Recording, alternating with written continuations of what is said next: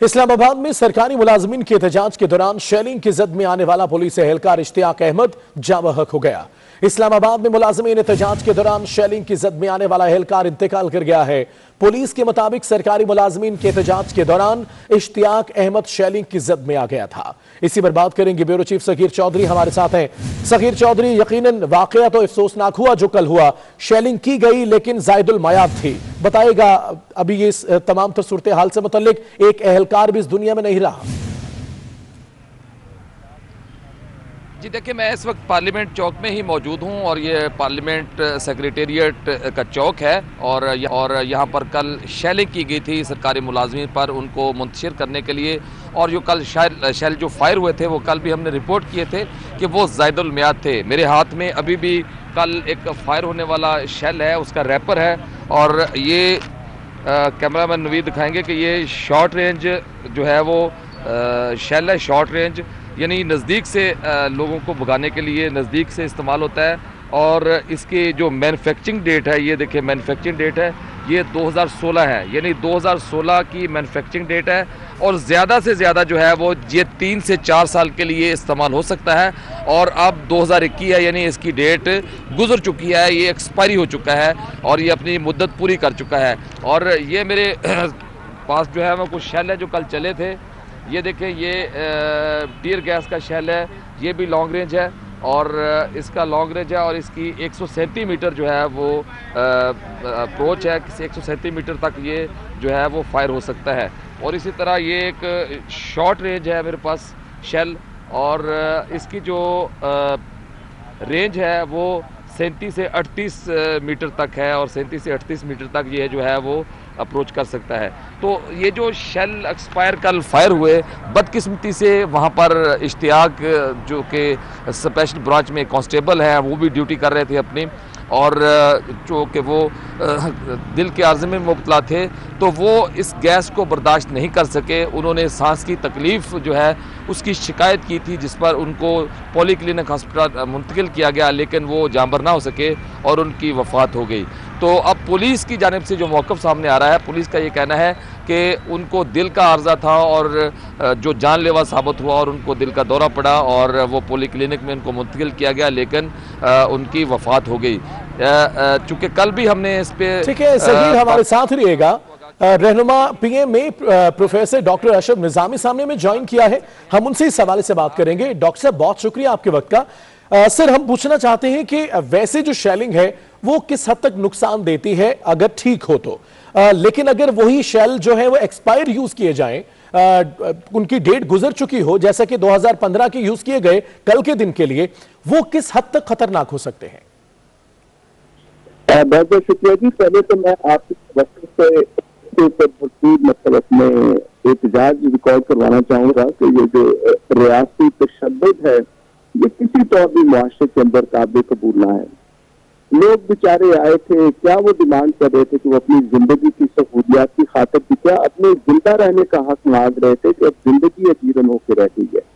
उसके अगेंस्ट ये रियासती तशद्दुद, मैं समझता हूँ कि रियासती इदारों की तरफ से ये तशद्दुद ये किसी तौर पर भी मुआशरे के अंदर काबिल कबूल ना है। आपका ये स्पेसिफिक क्वेश्चन कि एक्सपायर्ड शेल का इस्तेमाल होना, देखिए दीज ऑल आर टॉक्सिक, और जब भी ये टॉक्सिन बढ़ती है तो इंसान की सेहत के लिए यकीनन ये नुकसानदेह है। और एक जो बेचारे सिपाही का, किसी इदारे के एक सिपाही की ये डेथ हो जाना, ये इसी की वजह से है कि वो मतलब उसकी अपनी अंडरलाइन कंडीशन थी, जैसे आपने फरमाया कि उसको दिल का अर्जा भी था, बाकी चीजें भी थी। और इस गैस के साथ सफोकेशन ही सबसे ज्यादा अहम होती है, जिसके साथ लोग अपनी जान से चले जाते हैं।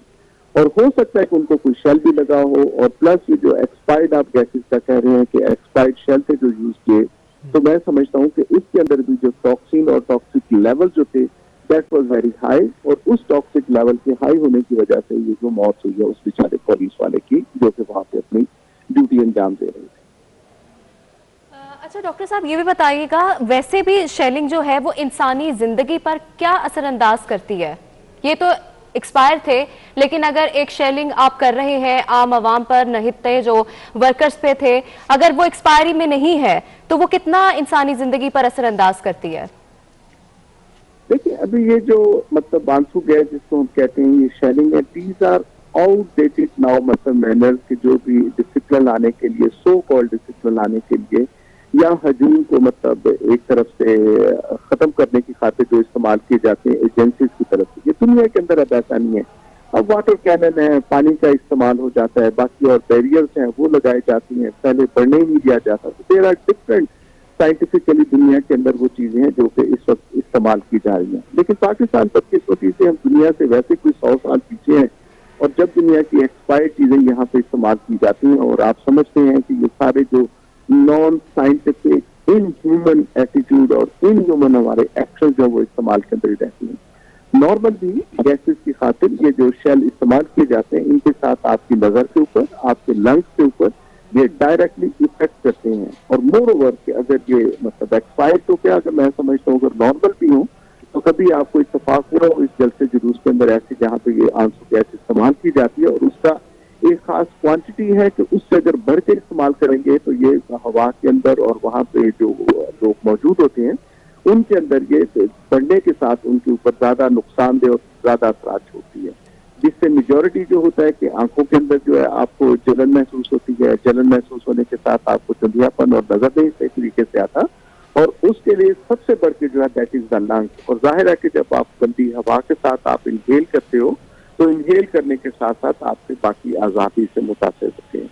सो इट इज रिगार्डलेस कि आप इसको एक्सपायर्ड यूज कर रहे हो या मतलब वैलिड उसके साथ यूज कर रहे हो, इनका इस्तेमाल ही कोई अच्छा इस्तेमाल नहीं है। ये हुकूमती जो है इदारे उनकी तरफ से कोई अच्छी पेशबंदी नहीं है उन एजुकेशन को रोकने के लिए भी, उन जलसे जुलूसों को रोकने के लिए भी कि इसका इस्तेमाल किया जाए। दुनिया के अंदर आप शाज़ नाज़र देखेंगे कि जहाँ लोग बहुत ज्यादा वाइब्रेंट हो जाते हैं, जहाँ बहुत ज्यादा कंट्रोल करना मुश्किल हो जाता है। अमेरिका के अंदर जैसे अभी आपने देखा कि ट्रम्प साहब के जो तहरीक चली थी उसके अंदर तो then it is been under use. लेकिन ये कि एक मतलब बेचारे लोग जो मुलाजमीन तबका है उसके साथ आप करके और आंसू गैस इस्तेमाल करें, ये यकीनन नाअहली है इन इदारों की कि जिन्होंने उसको सिक्योरिटी भी काम कर दी।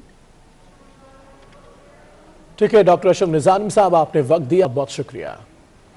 तो मतलब आंसू गैस जिसको हम कहते हैं ये शेलिंग है, दीज आर आउटडेटेड नाउ, मतलब मैनर्स के जो भी डिसिप्लिन लाने के लिए, सो कॉल्ड डिसिप्लिन लाने के लिए या हजूम को मतलब एक तरफ से खत्म करने की खातिर जो इस्तेमाल किए जाते हैं एजेंसीज की तरफ से, ये दुनिया के अंदर अब ऐसा नहीं है।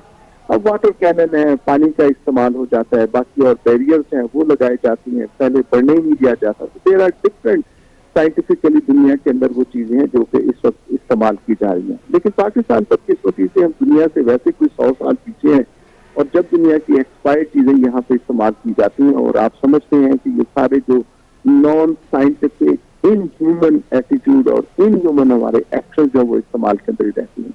नॉर्मल भी गैसेस की खातिर ये जो शेल इस्तेमाल किए जाते हैं, इनके साथ आपकी नजर के ऊपर, आपके लंग्स के ऊपर ये डायरेक्टली इफेक्ट करते हैं। और मोर ओवर कि अगर ये मतलब एक्सपायर्ड तो क्या, अगर मैं समझता हूँ अगर नॉर्मल भी हूँ तो कभी आपको इत्तेफाक हुआ हो इस जलसे जुलूस के अंदर ऐसे जहाँ पे ये आंसू गैस इस्तेमाल की जाती है और उसका एक खास क्वांटिटी है कि उससे अगर बढ़ के इस्तेमाल करेंगे तो ये हवा के अंदर और वहाँ पे जो लोग मौजूद होते हैं उनके अंदर ये बढ़ने के साथ उनके ऊपर ज्यादा नुकसानदेह और ज्यादा असरात छोड़ती है, जिससे मेजोरिटी जो होता है कि आंखों के अंदर जो है आपको